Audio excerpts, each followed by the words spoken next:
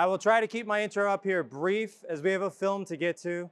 I'm very excited for everyone here in attendance to the AI Air Show to watch this special feature of the first class. It's our latest film here from XQ. It's about the graduating founding class of Crosstown High School in Memphis, Tennessee. It's a journey, it's a journey of these ninth graders. They started this innovative learning model through the pandemic up until graduation. And it's a celebration of how when a community comes together, they can rethink high school and ensure that all students have success for their post-secondary goals. My name is Edward Montalvo, and I'm the director of the Educator Network at the XQ Institute. And I'm very excited for everyone in this room to see what I think perfectly encapsulates the kind of work that the schools within the XQ network are achieving every single day. At XQ, we are the nation's leading organization dedicated to rethinking high schools. We help high schools become centers of innovation and rigorous learning, where every student is prepared to succeed in college, career, and life. And we invite everyone in this room to join our movement. That idea, rethinking. I think since ChatGPT entered, the chat, we've all been rethinking what education looks like, and for good reasons, too. At XQ, we are witnessing our growing community of educators and school leaders embrace the capabilities of AI technology to help them redefine what the high school learning experience can be, and then to also accelerate their vision. Whether it's from making project-based learning more accessible, more dynamic, to capturing student proficiency with faster, more personalized feedback, and to supercharge educator workflows and help schools organize their logistics with efficacy and ease. XQ educators and schools understand that AI tools are not solely there for students to learn from, but they are there to help students to learn with, so they can help solve the challenges that their communities face. It's more than just literacy, but to build a sense of fluency around this technology as it deeply integrates with our daily lives. This is about how we can use this tech to leverage our students and to leverage the support that they can provide for communities and accelerate their learning simultaneously. In a few moments, we're going to turn our attention to the first class film and dive into our conversation about AI's very crucial role in this, in rethinking high school. For some time now, I've been deeply invested in this work. As a former 9th and 10th grade English teacher at Sci High and XQ School in Central Florida, I have seen and done the work. Our documentary, The First Class, is a window into what rethinking looks like and how it's achieved for communities. It's a beautiful film. Directed by Lee Hirsch, who also directed Bully, a film I know many of us have watched and engaged with during our own professional development. It's the first time in a very long time that I've seen my own work mirrored in a way that resonates, reaffirms, and connects. It gets me every time. I love the journey of the school, the student projects, and the celebration of community witnessed. I see my days as an educator in the story of Nikki and Ryan, educators in the film, and the rest of the cast as well. And when I see the learning journeys of students like Rachel, Haley, Paul, and Sed, I know who those students were in my classroom and what they were going through. PBL is my cup of tea, but what made me a better instructor wasn't that I did project-based learning or I dabbled in competency-based education. It was the people that I worked alongside and our shared vision framed around XQ's design principles and learner outcomes. These frameworks were the language that I was looking for that centered my evolving pedagogy, giving my theory a foundation and my practice a pathway to success. Through XQ, I found a dedicated community of educators that to this day I continue to engage with and learn from consistently. And now I'm very fortunate to be with XQ to continue to engage with these educators nationwide. I continue to learn from them, and I'm humbled by their experiences as they make high school transformation a reality in their communities. In Memphis, in Indianapolis, in Central Florida, and even in the ed tech sector. It's in the communities that they are committed to where I see this transformation happening. I don't need to remind everyone in this room how difficult the pandemic was, but we persevered. We cemented ourselves into the pedagogical practices that we knew best prepare our students for future success, project-based, place-based, competency-based, you name it. Through co-teaching, flexible, hybrid attendance policies, a priority to focus on student mental health and well-being, we survived.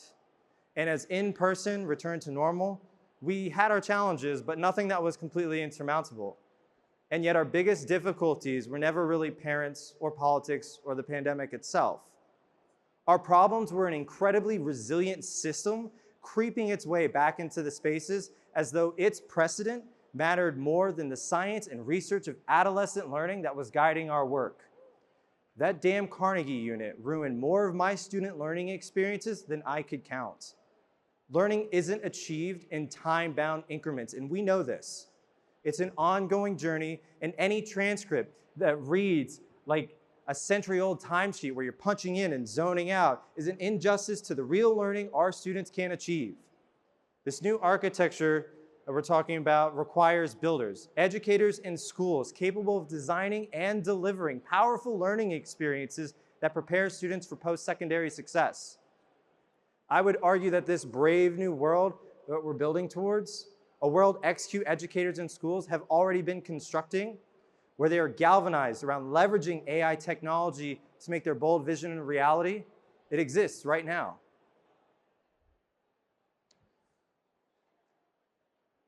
So those schools, they organize themselves around our 6 design principles. Schools that have a strong mission and culture, where meaningful and engaged learning lives, where caring, trusting relationships thrive, and where youth voice and choice is practiced, and smart use of time, space, and technology is understood, and where community partnerships connect students to the real world. This is how our schools are organizing themselves, so that they remain creative and in control of their models. And through these design principles, they can achieve these learning outcomes for students. Students learn how to be masters of fundamental literacies, holders of foundational knowledge, original thinkers for an uncertain world, generous collaborators for tough problems, and learners for life. These learner outcomes, backed by the research of science and learning, tested by educators and experts across the nation, these schools have created environments where AI technology will not only thrive, but help to build a new architecture for education. With AI tech, they're simply not putting a new faceplate on traditional learning, but rather incubating new practices and directions that will help emerge into a post-Carnegie system. I think many of us in this room, myself included, believe that we are at a promising intersection to fundamentally improve our education system and ensure that this brave new world is more than just a warning on the pages of Huxley's novel, but a bold vision turned into an equitable reality. We cannot allow this advancing technology to further perpetuate the fractures and failures we know to already exist in traditional schooling models. Now is an opportunity to make it better, to make it with equity, to make it with community, and to make it just for our students. Let's be clear, AI will not solve all of our problems. It will not solve absenteeism. It will not restore learning to pre-pandemic levels overnight, and it certainly will not fill all the teacher vacancies that we are struggling with. That requires innately human skills, empathy, creativity, and most importantly, collaboration.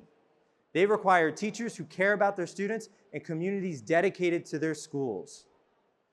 Through the work of Rethinking High School, we can leverage AI technology to achieve much more for so many more. If there's one thing we've learned over the past couple of years, it's that these amazing tools mean nothing without the creative, inspiring educators who will bring them into the classroom. And many are ready to achieve more with artificial intelligence. And that's what we're going to talk about today.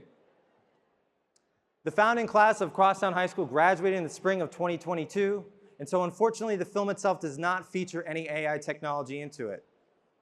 And yet our amazing panel will outline explicitly how AI tools will amplify the innovative work taking place at schools like Crosstown, Purdue Polytechnic High Schools, Sci-High, and more. We will make it plain that learning with XQ and XQ learning as a guiding force for students, educators, communities, and AI technology will thrive together. We believe in the promise of high school as a force for societal progress as much as attendees and everyone in this room believe in the optimistic promise of AI. Please enjoy the film.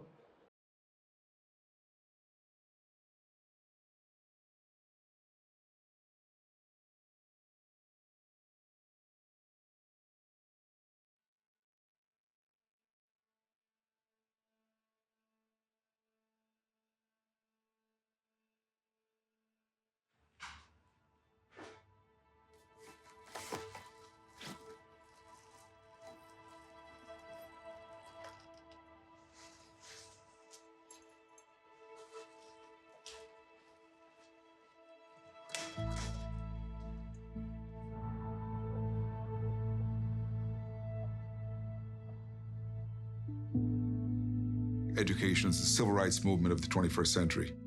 The future of the country will be determined by what happens in our schools. It's that important.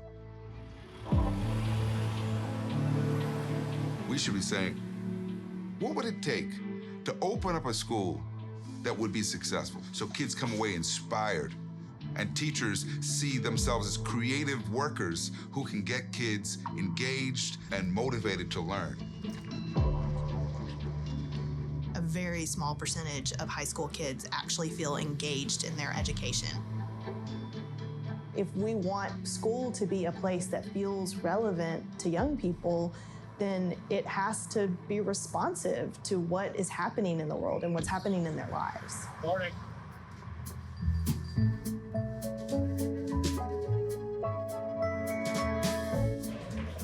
Good morning, Yennies, and welcome to your morning announcements. And happy first day of school. Please head straight to advisory after your tour. Have a great day.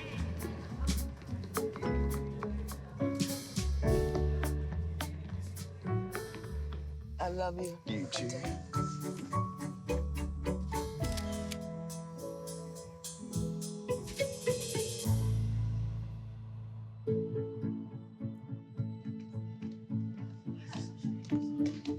So there's like a little walk-through area over there where you can pick up food, like right there. This is cool. This is this. I long to be in this laboratory. What are you gonna do? I'm nervous, but I'm glad to be here, though. I'm really glad to be here. I mean, it's freshman year, high school, but the way to look at it is every single last person in this building, including staff, it's all our first year. I'm learning just like you're learning. So we're learning together. I'm sure there's some things that y'all will teach me as well. My friends, they found Crosstown, and I was like, we heard about a school. I was like, they were so excited, and I was like, let me try this out, you know? Maybe I could beat the game. Then I heard about it was lottery. I was like, I really hope I get in. And now I'm in here, and I'm excited. You can take Excuse me. That's yours. You gotta take that cup, you're gonna fill it up, you're gonna put a tape over it, and that's our specimen. I wanna be a doctor in emergency medicine. Then you have so many stories when you come home. You're like, listen, I had the craziest day today. I saw this dude, his foot was sewn to his head. It was crazy. But like, if you got like a boring 9-to-5 job, like literally the office, it's like, we sold paper today. I did good. Who wants that? You can't tell a story. It's boring. Your dinner parties are boring. Ideally, you come in, your teachers go, here's our problem, here's our timeline, have at it. Have at it. This is where we sort of help you guys get into the project-based learning mindset. Most of what we do as workers is in some sort of project. And so most of the work that students do at Crosstown High will be based around projects, exploring through the lens of math and science or through the lens of literature and history.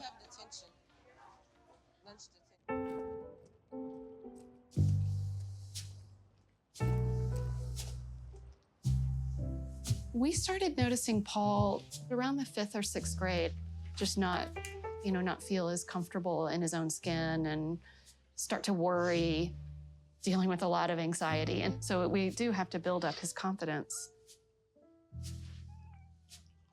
We chose Crosstown because of the project-based learning model that we thought would be perfect for somebody as creative as Paul. And we felt like he will flourish if you give him the opportunity to create for himself.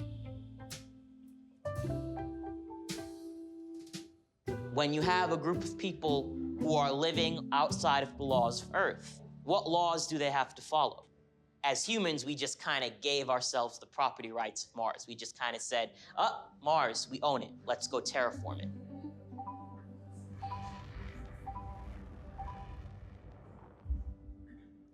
I don't understand what they mean by what goal. Where is this our goal? Like, what's the project? The project is to design a rocket ship that can go to Mars. The next question after how do we get to Mars is how do we survive on Mars? So I have some people already in this paradigm of thought. Have a student who's making a dome that they're gonna put on Mars and they have ants. Ants are gonna be the people. I will keep her there momentarily until I find a way to clean her without hurting her.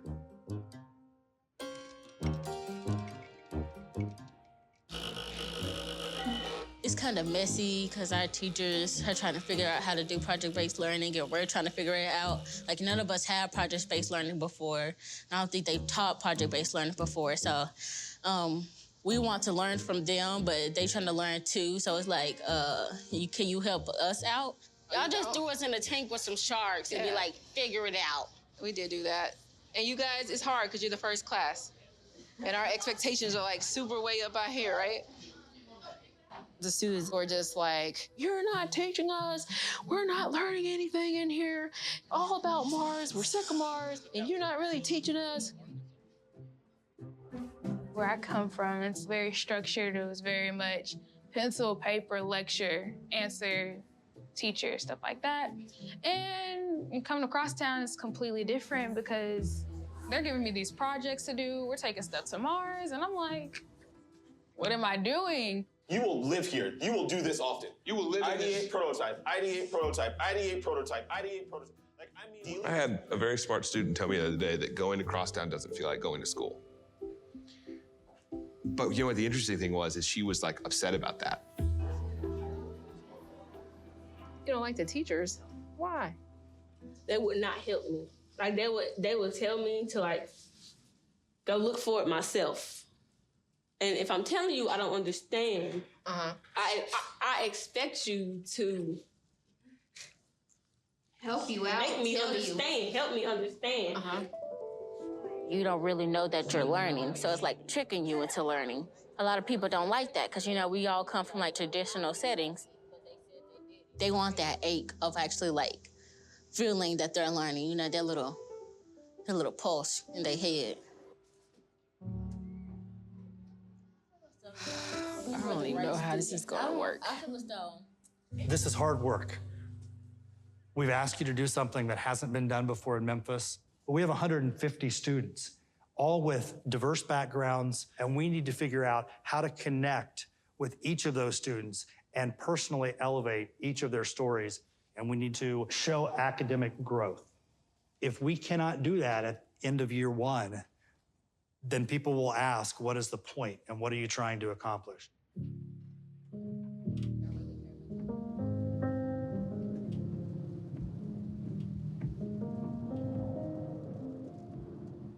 My intent was never to do education. I was going to do research.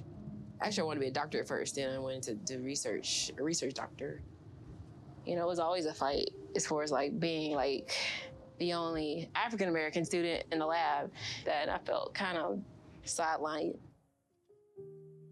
The last doctor I worked for, I was like, you know what? I'm gonna just go into education and then I'm gonna teach a bunch of people to come in here and like take over because you guys suck. So now this is 9 years in. This is Melrose High School. This was my first major teaching assignment. I was here for 4 years. I found out through working here, there's a lot of barriers within our, you know, African-American community. A lot of our kids have been traumatized.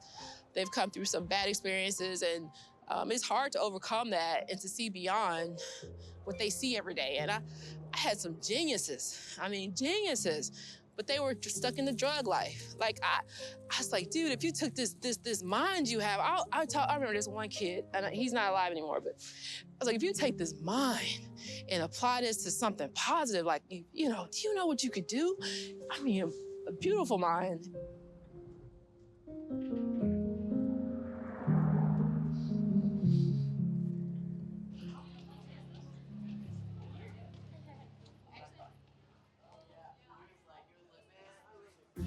All right, what we're about to do, because I've had like 1,000 complaints, like I've learned nothing this quarter. So that's how you feel. I'm gonna show you how that is not true, okay? So what I'm going to do is I'm going to pass out an EOC test. It's this big old test that you have to take at the end of the year. I've heard these grumblings and rumblings of like, we haven't learned anything. I'm trying to show them that we actually did cover these standards that are required by the state. All right. Take one, pass around. Now you're gonna use your reasoning skills to answer this test. She's like, because y'all think y'all not learning anything, have this test. And it's like a standardized state test.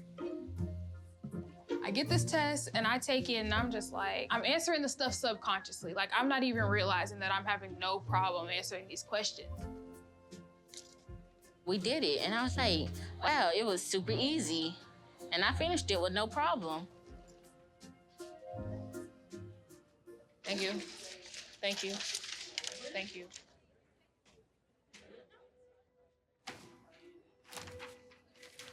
I think they were surprised, like, wow, I actually can answer these questions. Like, yeah, you can. Because now you can critically think about it.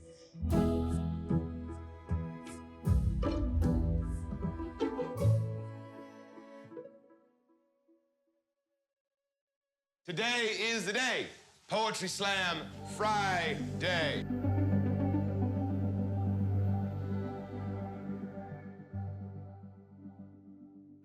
Could we play maybe a little smooth jazz music? Yeah. If Leaf gets up here and he knocks it out of the park, right, we're just gonna, as loudly as we can, just, right? Yes, okay? Right? If you want to, you can talk like you really love poetry, right? But no one's requiring you to do that. Is it right? It lets us accurately sail the sea. But is it the best for both you and me? Dictatorship by map, still disheartening ones with little voice, causing wars without a choice, filling the minds of children, influencing the world into enslaved mentalities. All right, Paul, what you got for us today? It's a free verse, except it does rhyme. All right, a rhyme and free verse from Paul. A rectangle filled with sea people dirt. Our projections bend and recreate the earth. Like the lens of a camera, maps can reshape. Flatten and rip the globe, fix it with tape. Inside the glass classroom, the Mercator lives. Size is distorted, a viewpoint it gives. The North much larger, Europe in the center. Northern countries having the world in their tenor. Gull Peters is able to fix the size, but shapes of countries Gull Peters defies. Good Hemolazine tears and separates. It can show an ocean, but it can't show a lake. Each map projection has its ups and downs. It's the world on paper when the world is round.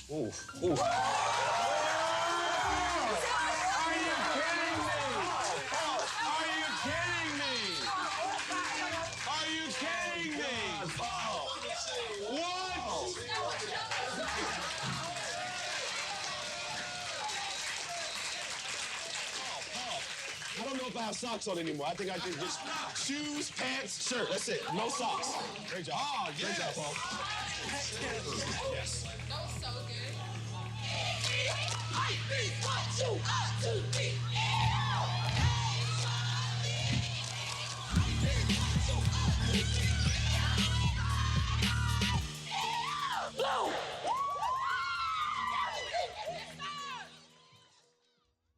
So you ready for tomorrow? I mean, school. I'm never satisfied with anything. Gotta keep hustling. Because when you stop, you done. You out of the game, you get eaten.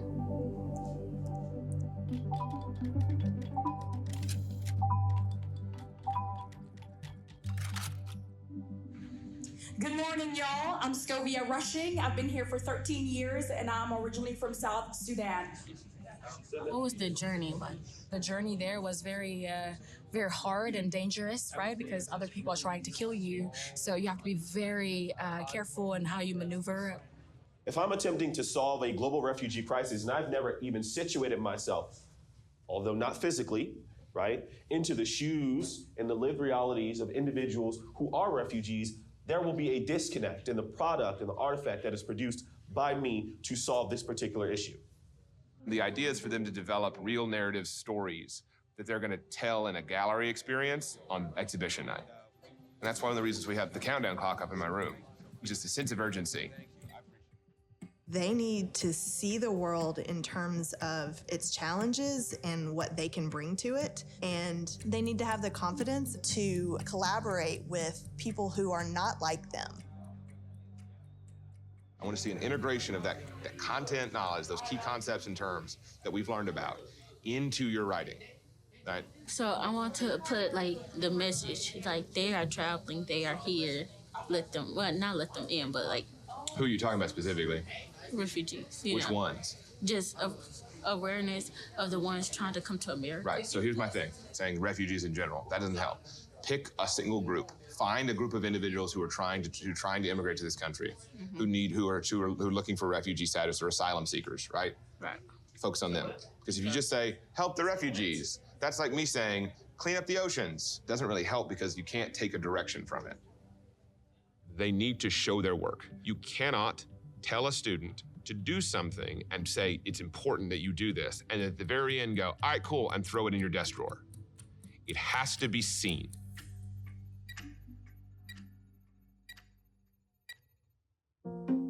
The proposal of my project is a game, so you can go through their journey. And the first one to fall loses. I was thinking about putting this map on top of the twister, like this, you know? You start with your right foot in their country they were born in. Right. And you go on with your left foot, your right hand, and so on and so forth. Right. I really like that. So I'm going to give my information through the form of a realistic fiction pop-up book. I don't know the legitimate story of Scovia, so of course I'm going to have to add some fiction components to this. Why can't you just ask Scovia? But I mean, I don't know every legitimate thing, and then talking to her would take forever because I'll also have to do this. It wouldn't take forever. Everyone else is talking to people. We wanted you to make it nonfiction. Oh, I didn't. Through and through. Some of you need to go back and continue ideating. Some folks have an immense amount of research that you need to do so that your project can be thoroughly fleshed out. Action. They're always. I think it's good. Yeah. Okay. Is Terrell down there? Terrell, Scovia. So I remember you said that, like, when you were in the refugee camps, you didn't really see yourself as a refugee. Like, you weren't really aware of what was going on because of your age. Yes, I personally Yes, ma'am. understand the concept of refugee camps or dictators. You know, I was just a little. I just got some information from Scovia. I started interviewing her again. So I just actually got, like, different idea. I've decided to make a hologram. A hologram? Yes. Somewhat like this.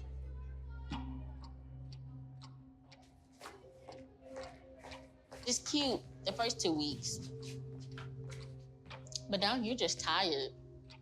You're really tired. For no reason.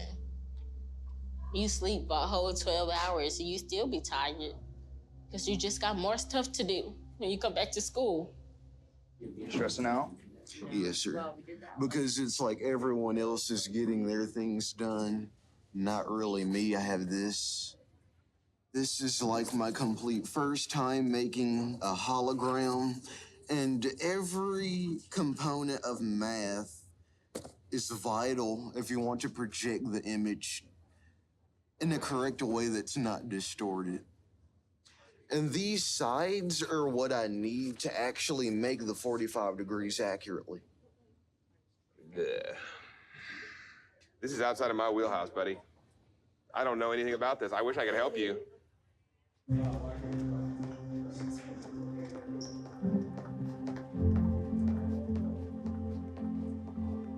Probably the easier way would just be to find x over here and just use the Pythagorean theorem, and then you would have all your sides. So using the Pythagorean theorem, that's how I'll find the sides?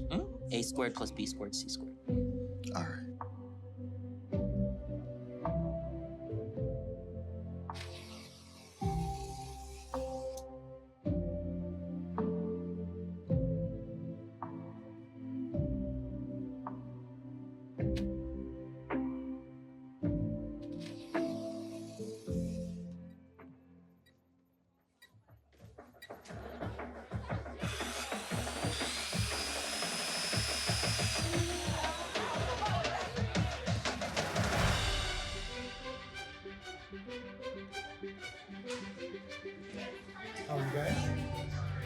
We interview people who go to school here and we ask them questions like, have you ever experienced prejudice or had difficulty fitting into social norms or felt like you didn't belong? And these are their responses. Her family had to pack in 1 minute in a small suitcase, pretty much like everything that they were going to carry for the rest of their lives. Okay. You're like your family, y'all are going to America and your electricity's out.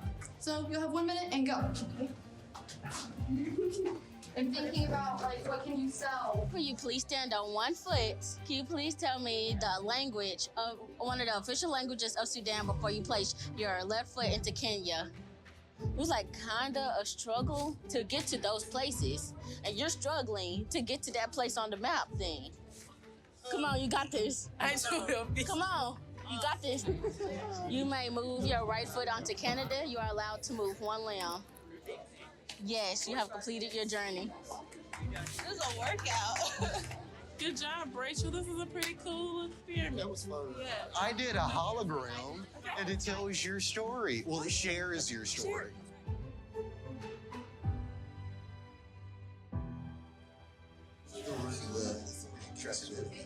Oh, I see it. Thank you so much for coming out to support my hologram project, and thank you for viewing Scovia Rushing's story.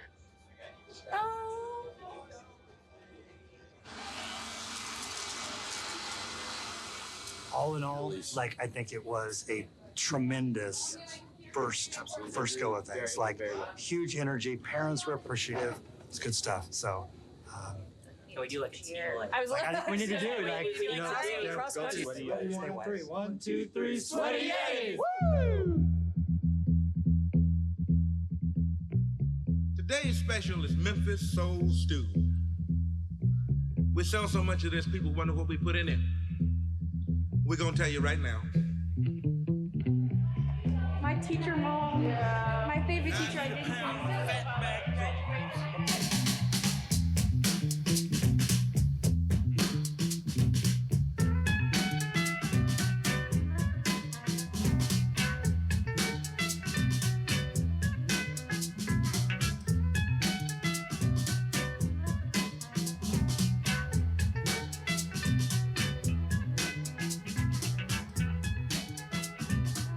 Now give me a half a pint of horn. Welcome, everyone. My name is Edward Montalvo. I'm the director of the Educator Network at the XQ Institute, and I'm so happy to introduce you all to our panel as we're going to unpack this film and the connection to AI. Nikki, please take it away. Sure. Hi, my name is Nikki Wallace. I'm a biology teacher at Crosstown High. I'm also on the instructional leadership team in Memphis, Tennessee. Hi, I'm Angela Daniel, and I am the school leader at the XQ Super School in Central Florida. Say hi. Hello, everyone. I'm Kiana Warren, and I'm the CEO of Purdue Polytechnic High Schools, located in Indiana. Hi, I'm Vriti Saraf. I'm the co-founder and president of a nonprofit called Ed3DAO. We help educators learn about emerging technologies. Thank you all so much. We're going to dive straight into it. Nikki, first I would love to know, like, given this film is before AI technology really takes off over the past 2 years, how do you see AI intersecting with the projects that you guys have at Crosstown High? You know what? Now that, we're 6 years down the road, AI has really changed the way I view project development. There's been so many tools that have been developed that speed up my productivity. I can name numerous ones, one of them being the Play Lab that XQ created based on their design brief in partnership with the Carnegie Institute. And it rates your project whether or not, on a scale of 1 to 10, whether or not it's good or bad. And so now you've got a thought partner in your work about is this good? Is this the right way to go? And so that tool has been an amazing addition to my work. In addition to the ChatGPTs and all that to really bounce the ideas around. And then, another part that I really have leaned into is like using these tools for differentiating instruction. I've been using DFID, and I've been to do like content differentiation with different students and different learners. And also like feedback, like the Class Companion app. A lot of our teachers at Crosstown High are working with that to try to like give immediate feedback as they're doing their projects. So it's been really cool just to have those type of tools to play with that. And then also, you know, there's a competency navigator tool that's been developed by XQ that really hones in on the competencies, and like you can just, it uses an AI search tool that, you know, you can put whatever description of your project in and like align it to the competencies that would be appropriate for that. So that saves me a ton of time instead of going through all the spreadsheets. So like, it just speeds up my work so I don't have to spend as much time project developing. It's just, I just can't, I'm so grateful for this new technology. I would love to like unpack the project-based learning there a bit, because throughout this entire convention, I think that that's been like one of the terms that I hear permeating throughout everyone's conversations is AI and project-based learning. But I'd love to hear from others here on the panel, like what makes a good project and how are we going to use AI to do that, to achieve that? Yeah, and I'll just jump in just to highlight the way that Nikki is talking about AI. If you noticed, she didn't say, I use AI to generate lesson plans or I use AI to generate worksheets. She very specifically said, I use it as a thought partner. And using AI as a cognitive thought partner is very different than using it to replace just your mundane task. And of course, replacing your mundane task is important for sure. But at the same time, AI is a system that is evolving so fast. It's like a living system. It has emergent properties. It's actually evolving way faster than like any other technology before. And so if we're not using it to evolve us as humans, then we're missing out on the largest opportunity that we have. And so when we think about project-based learning, Nikki, you said it so well, which is like, you want to use it as a thought partner to evolve your thinking around PBL and then use it as a feedback loop for yourself and the students. I'm glad you bring that up, Riti, because Angela, you and I were talking about like the advancements of AI technology. The moment that we're in now, AI technology is actually a little bit further ahead. So we're trying to like constantly play catch up. What do the students need to know now so that in a couple of years, they're still successful, even as this technology continues to advance, deeply integrate? What are the kind of like learner outcomes that you guys are focusing on at the school that you think will help set students up for success? Yeah, I think that's a really great question. And it's something that we have to think about. We're never going to get ahead of technology and its advancement. So how can we create learners that are thinking critically and ethically and responsibly about the technology that they're using? Some of the learner outcomes that immediately spring to mind are original thinkers for an uncertain world. With project-based learning, like you heard, project-based learning is largely using a real-world activity and teaching the content through that activity in a real-time, need-to-know sort of way. And one of the benefits of using PBL is that in order for a student to produce excellent work, they have to think about the web of the way things are connected and the levers, and as they pull one, it affects other things. And so they are really primed to think about AI and things as straightforward maybe as neural networks.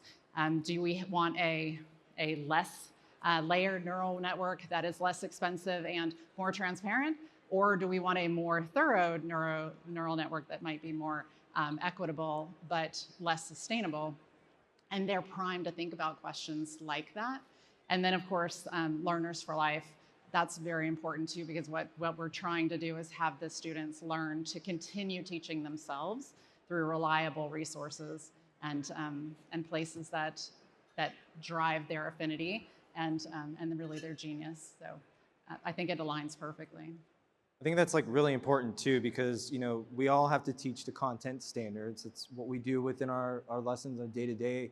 And so when we're looking at especially like the XQ competencies, how they help to support us in designing projects and activities that can bring our standards in as well too, but also that it extends beyond it. Because the competencies, like how you mentioned, original thinkers for an uncertain world, Learners for Life, they're really interdisciplinary. And so it allows us to create this great connection between math, humanities, the sciences. I'd be very interested to see like how you guys are approaching the AI to leverage those outcomes in the projects that the students are doing. Is there any examples from your schools that you guys could share? You want to go? Oh, right. Yeah, go ahead. Well, even, I've been playing with a learner experience called Story Experiential from X in a Box. And one of the cool things is like some of my students in this, it's situated in a course that's more like a capstone course. And one of the cool things is like some of my students, they can draw, some of them can't. And so we've been really playing with like, how can we design a character similar to, you know, or tell a story similar in the same way a Pixar artist would do it. As Story Experiential is founded by Pixar artists and another person from like Khan Academy, I believe it is. But anyway, so their goal is to create like a 3-minute video. And so students that can't draw have been using Midjourney and Dolly to really develop their characters. And as we've been playing with this, these two platforms, we've noticed that to create a character consistently, we've had to really learn how this LLM, these tools work. What are the right prompts that we have to construct to make sure that we can carry that same character through to the end, because they're trying to design a 3-minute story. And like some of my students have figured out, like it's not as easy as it sounds. So they have to put more detail and more content and more be more specific so that it can be consistently generated throughout and which tool is best for what. So like we're like learning as a group together, like how to really manipulate that to achieve our goals. So it's been really fun playing with that. I think what I love about that too is it's like, it's not that they're learning from the AI tools, that we're using it to teach them, that they're learning with it. Yeah. They're figuring out how to use these tools to accelerate their student projects, how that they can leverage them for whatever learning that they want to achieve. And I think that's really important. Kiana, I wanted to ask you more specifically about, like, you have multiple schools within Purdue, Polytechnic High. And so there's a challenge, I think, in bringing these tools to a multitude of staff. How do you guys approach scaling that so that your staff feels comfortable and that the students across the different campuses also feel empowered to use AI? So one of the things that I think is really important and we need to remind folks about is like the power of the teacher when they're given the proper tools and space to do what they know is best. Teaching is both a science and an art, so it's very important that we provide our staff with the air coverage to try new things, because that's where innovation comes, when you're able to think broader, think bigger, think better. But I think there also needs to be a framework so that teachers feel comfortable. So you can't just say this is a new initiative, but not provide the support to make sure it's really successful. So that means professional development, allowing teachers to go visit other schools within our network and outside of our network. So having the opportunity, all of my staff, not all of my staff, but many of my staff members have been able to visit these two schools and learn so much from one another. I think one of the important things is making sure that teachers have a tool or method to center the student voice and choice, even within AI. It's a brilliant tool, but if we're not careful, it can widen opportunity gaps. And so making sure we're centering equity at all of those conversations. I also think it's very important to remember that AI enhances the teacher's job. It doesn't take away teachers. In fact, teachers are going to be more and more important because of the advances in technology. We know that students learn best in community. You saw that in the film, that the students were learning in community, in collaboration. They were iterating, they had opportunities to fail. And I think the same things that help students learn really well are the same things that the educators need. It's also very important to integrate the community within this work and really make sure that we are listening to students, we're hearing students, and we're preparing them for the future of work. And there's a really nice opportunity here, but it really emphasizes the value of our educators in moving this work forward. Absolutely. I think what's super important about what you're saying there too is that some of the things that I've heard at this conference, I mean, everyone here is like really engaged into the work with AI, but there is like a hesitancy with a lot of educators because it's so new or because they're hearing conflicting information. I would love to hear more thoughts, especially Riti, about like, how do we introduce educators to these tools that do make them feel that they're going to be empowered by it, that they're not going to be left behind as well too, especially as it begins to rapidly advance and integrate in ways that I don't think we're fully prepared for at times.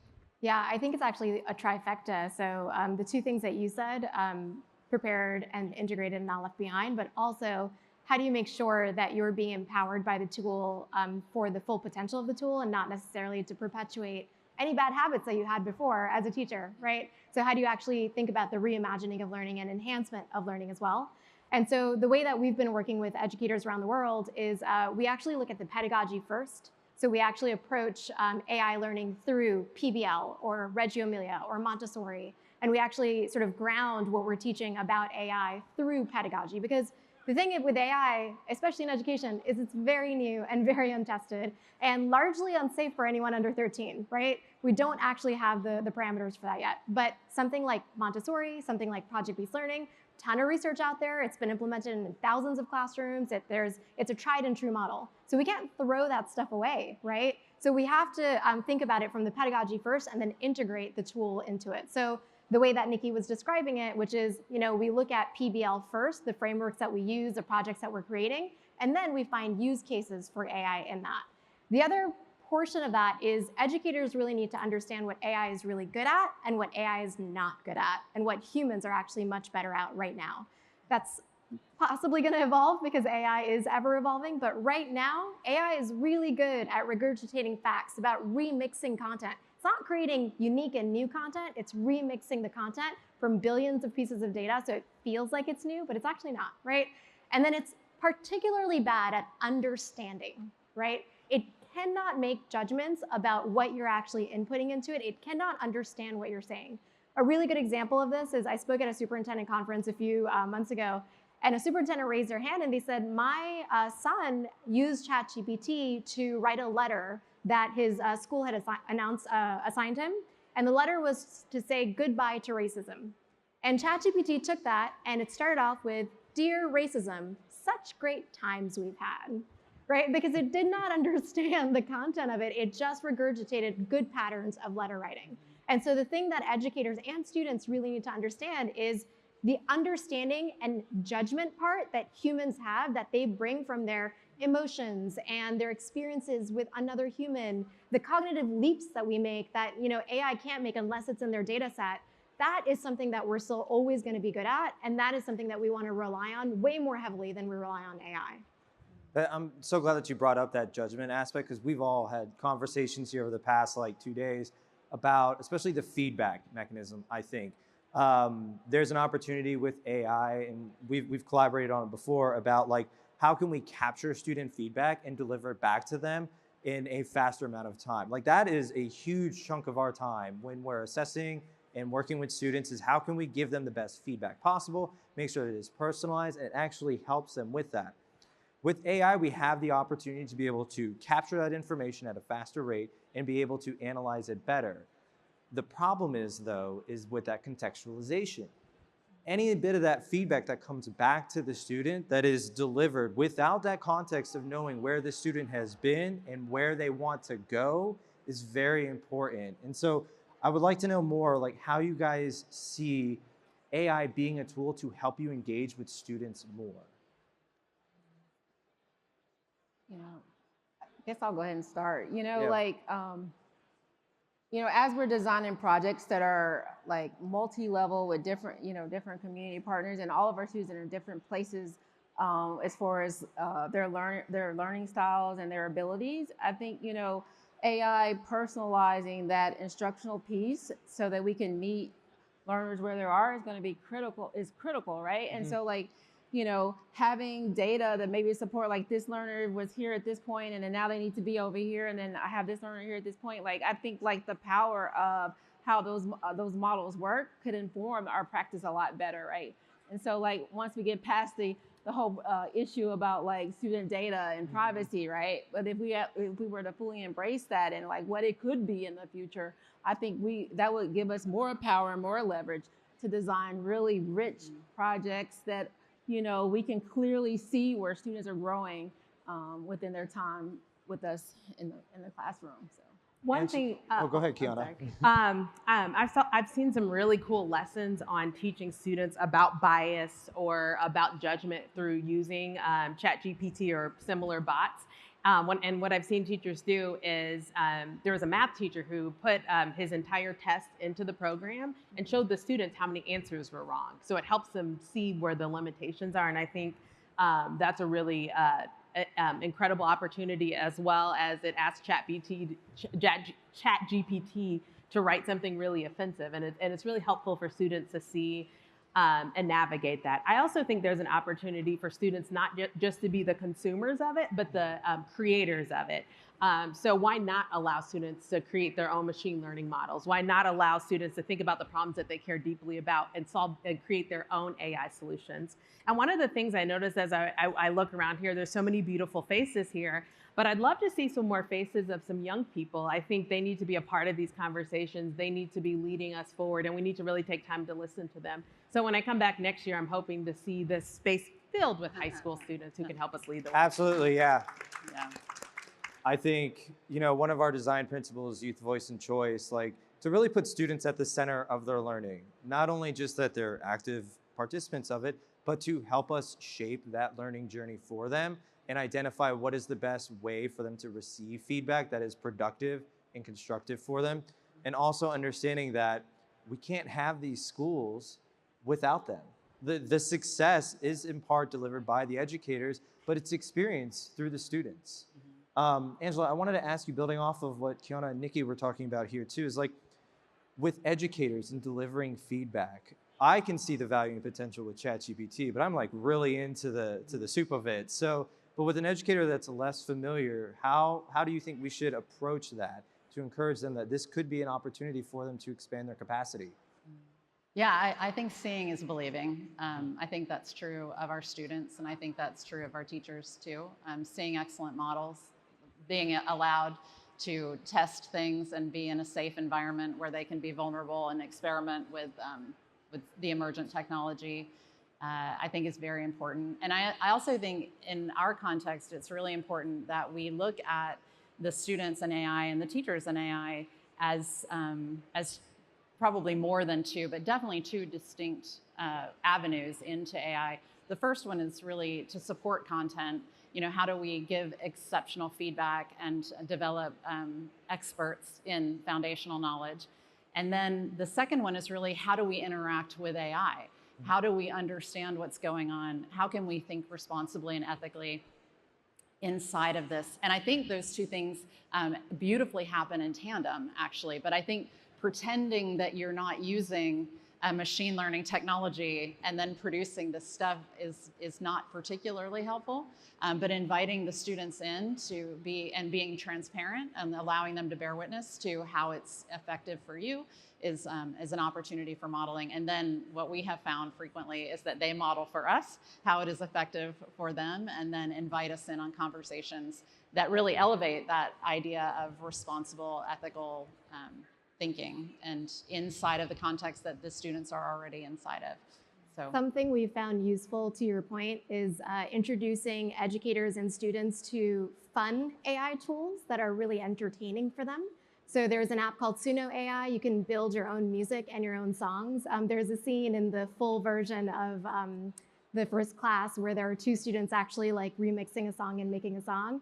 And you can actually use Suno to build any kind of song that you want. And introducing tools like that to people so that they're playing around with it and there's no agenda necessarily gets them to imagine the possibilities of what they can actually do for the productivity side of their work or of their career or of their academics. I want to thank everybody here for joining us on this panel. I know that we can have this conversation all day, and I'm really actually looking forward to featuring your insights more in our newsletter, the XQ Extra. I encourage all of you to sign up, come to our booth, join our community, join our movement, and sign up to receive more information about the work that these amazing schools and innovators like Riti and such are achieving with AI technology, not only to advance the technology and advance student learning, but to fundamentally rethink high school and improve the learning conditions and experiences for students across the country. I thank you all so much for your time and for being here with us. Folks, thank you so much for joining us for this special clip of the first class. We discussed the pivotal role of AI in addressing the pressing educational challenges and its capacity to augment the innovative practices our schools achieve, especially within the XQ network. We've seen that by organizing around the design principles, that AI is thriving within these schools and that they're embracing them to a whole new degree. Our conversation reaffirmed the importance of harnessing AI to empower educators, but to not replace the human spirit that drives education. Students need good teachers, and good teachers we need them to be there to make our schools successful. We invite you to witness the inspiring story of the first class for yourselves. Join us at XQ and to gain access to this remarkable film, which exemplifies the transformative power not only happening at Crosstown, but at Sci High and at Purdue, Polytechnic High Schools, and all the other schools in the XQ network. You can dive into our suite of tools and resources freely available for folks. They're designed to support educators and communities as they embark on their own journey of high school transformation. And then be sure to stop by our booth. We are having a community reception tonight, and we invite all of you to come join us. There will be drinks, there will be food, and of course, there will be music. And we would like to celebrate rethinking high school, rethinking education, and doing so with AI. Please stop by our booth to RSVP and join us. It's going to be at Magnolia Farm, just down the street, about 10 minutes away. And for those of you attending the full ASU Summit, you will not want to miss our fearless leader and CEO, Ruslan Ali. She will be at a keynote session to talk more about the new educational architecture with Carnegie Foundation President Tim Knowles, and Getting Smart's Tom Vander Ark will be moderating this wonderful conversation about what the new educational architecture will look like in a post-Carnegie world. I want to extend a heartfelt thank you to everyone who attended today, to the hundreds of people that have come to our booth. I'm going to lose my voice at the end of the day talking to everybody, and I look forward to you all joining our movement and rethinking high school together. Thank you all so much. Please give it up for our panelists, wonderful educators.